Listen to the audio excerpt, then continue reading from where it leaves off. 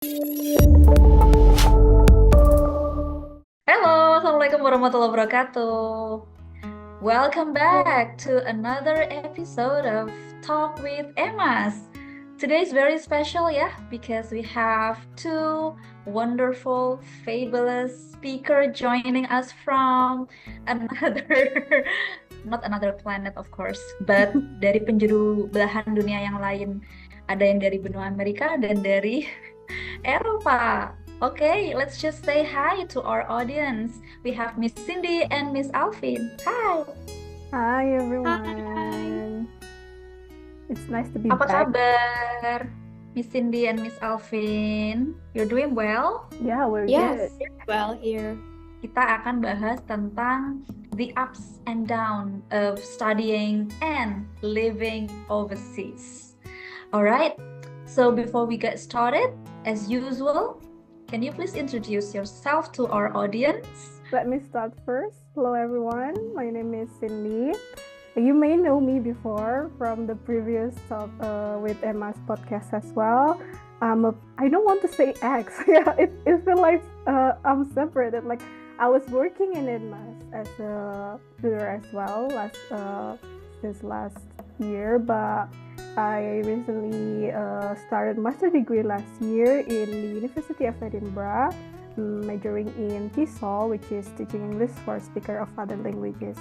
And now I'm living in Edinburgh, one of big city in Scotland, UK. Over to you, Miss Alfin. Yay! And next we have Miss Alfin. Thank you. Okay, my name is Alfin Zaliha Hilmi. Usually people call me Miss Alfin. I was working in English Massive previously, and now I'm an FLTA, Foreign Language Teaching Assistant at University of Wisconsin-Madison in the United States. And I'm here because of the Fulbright program. Thank you, Fulbright.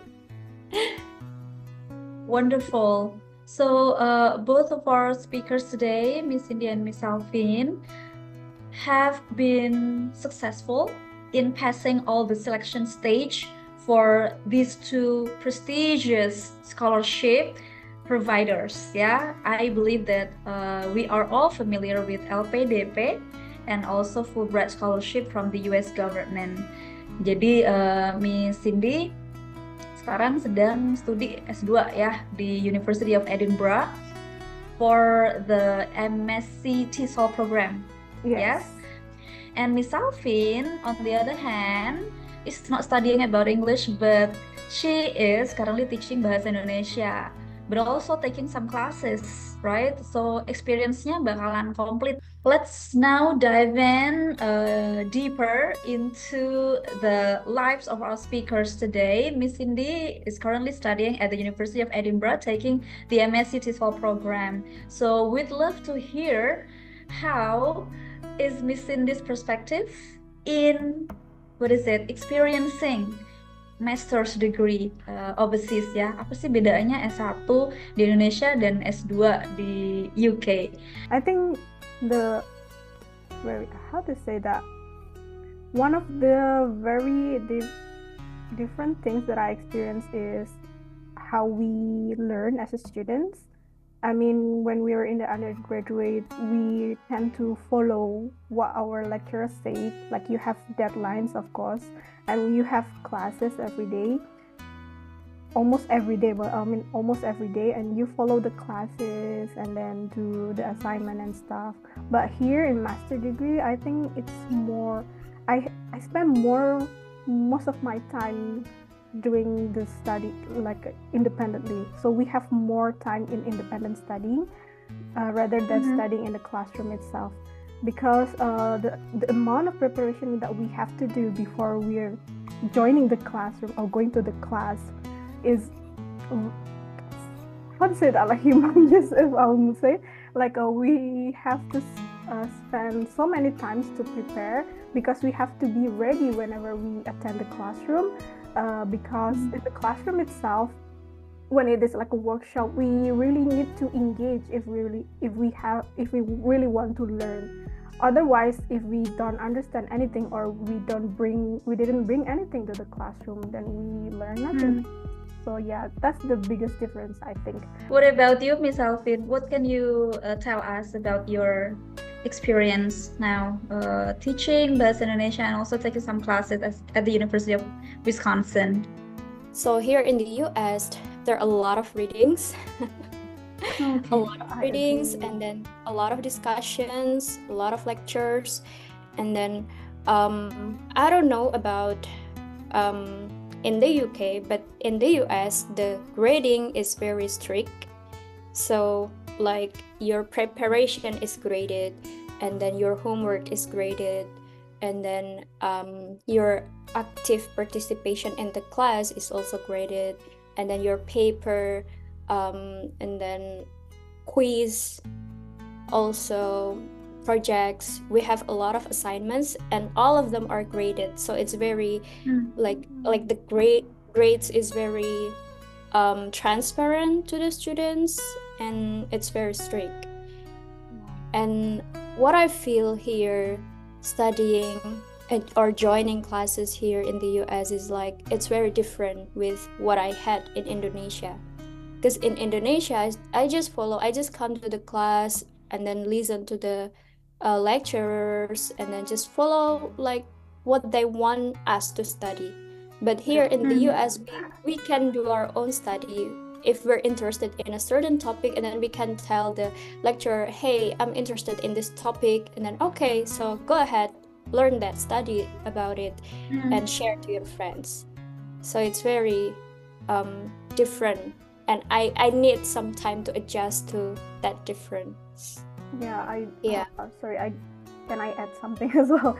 If I may add to what Miss Alvin said about the preparation, I think I also need like sometimes to adjust to the system, the academic system here. The difference here, Miss Alvin, because my course is like a coursework, like there's no exam at all here, so most of my grade is based on 100% essays.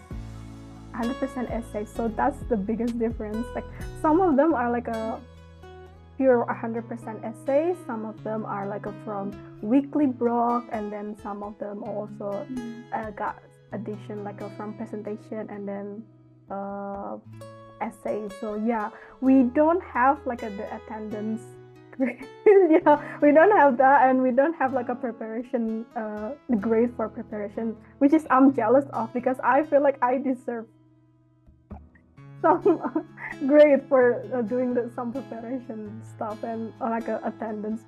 So if you're doing your essay like well, you will get a good score. True, yeah. Not attending classes, They don't really care about. oh, Yeah, okay. yeah, that's Yeah.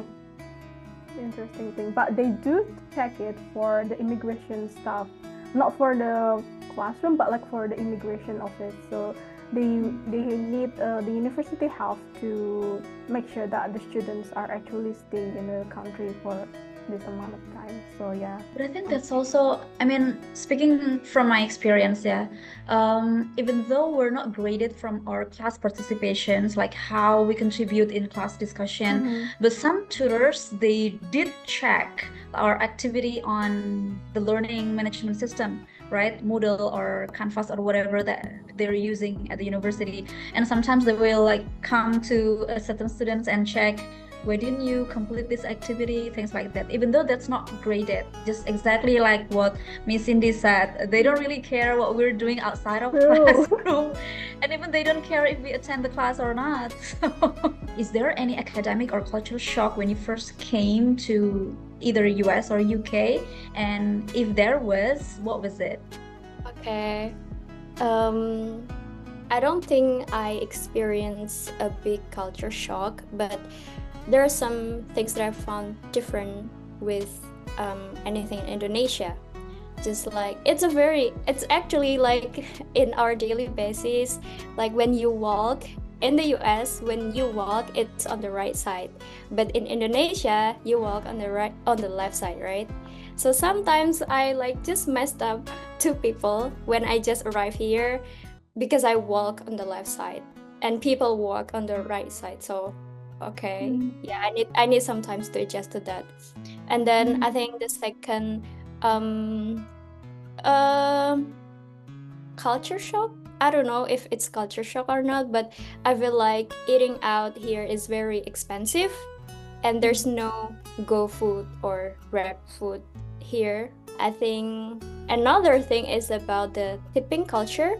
When you go to a restaurant and then after you eat, you have to give the tip to the like waitress, and we don't do that in Indonesia. So I was confused at the first time, how much should I give to the waitress? And I asked them, oh, it's supposed to be around 20% of your bill. One thing that I highlight is that the grading system here is very strict and very transparent compared to in Indonesia, and also the discussion culture. I think in Indonesia we don't really do like a discussion thing in the classroom. You do the presentation, but you don't really discuss about what you learn. But here in the US, you really discuss. You ask questions that you don't know. You ask questions from different perspectives. While in Indonesia, I feel like when I'm presenting, and then other students are just forced to ask questions, and they ask any kinds of questions. So it's not a good discussion for me. Right, because nobody asked any questions, so teachers will nominate students, right? Unlike abroad, when like we really want to ask, like we have burning questions and we cannot wait to get answers. Yeah, that's right. They really want to get the answers, but in Indonesia, I just need to ask questions and that's all. I will get a good score. I will be counted as an like active participant in the class. But here, no discussion. We have a good quality of discussion. And I think, another thing is a student's expectation, because here I'm teaching, I'm a TA here, I'm teaching Indonesian, and I feel like my students, they have expectations. They want us to give them feedback in everything they did. Like when they did an assignment, and then I had to give like feedback. Oh, what is wrong? What is right? Do I do it correctly, or should I do it in like different ways? A little bit same with myself, and I would say for the academic culture shock, I think I'm really shocked with how they grade our assignment here. I was really shocked. Like I didn't expect that. Wow. I didn't expect that they were really strict. Well, I mean, I need to admit, like in the first semester, I get a kind of bad score. It's not like I didn't pass, but like I passed, but it's like an average, which is like a very shocking to me, because I feel like I did a good job, but then like, oh well, you're not, something like that. So yeah, that's the biggest thing, the biggest culture shock, even for not only in my degree, but in my school, but also people from other school, like statistics, business school, they also say the same thing. Like Indonesian that I talked with, like they also said the same things. The grading system was really shocking for them, and they also got like a very shocking reaction when they received like their first grade, the grade in the first semester. So that's the academic shock academic shock that I got. And also, how to say that, like here the professor or the tutor doesn't really ask you to, how to say that, respect them. They just kind of like treat you as an equal, which is, I think, for some Asian it's kind of hard, because it took me a long time, for example, like to address them, because they have like preference when we address them. For example, like no, just call me Cindy, don't call me Dr. Cindy or something like that. So it took me time to adjust to that. So oftentimes they will just like a disregard. What did I say? Do not call me doctor, just call me by my name, something like that. So that's my second academic shock here, academic culture shock. And also About the culture shock in general, I think it's not, how to say that? It's not about the people, but more about the weather. I did get a warning. Yeah, I Yeah. did get a warning from Miss Santi. Extreme cold weather, Yeah, yeah, it's Miss very Cindy. extreme. I did get a warning from you, right, Miss? Like you said that, oh, the wind is very strong, and I was like thinking, like, how strong it is? Like, how could it get worse? Something like that. But like, yeah, the wind here is like terrible. You do not need umbrella here. Like if you bring umbrella, your umbrella will gone with the wind. Yeah, it's no use It's no to use. There's to no carry an umbrella. true. There is no use to carry But umbrella. I remember you bought a jacket before leaving to the UK. Yeah. So bagaimana nasib jaketnya? Lumayan hangat or it's Well, actually yeah, it useless lasts. and you have to buy another? Well, it lasts for a couple months before the winter started. But of course, during the winter, I need to buy another jacket because it's not sufficient at all. I would say like it's not that cold, like it's freezing sometimes, but it's bearable because we are wearing the very warm clothes. But the wind, like it's really worse. Like it does make it's like 10 times harder for me, I think. So that's my biggest shock. I even got like a nosebleed for weeks, I think, when the first time I came here.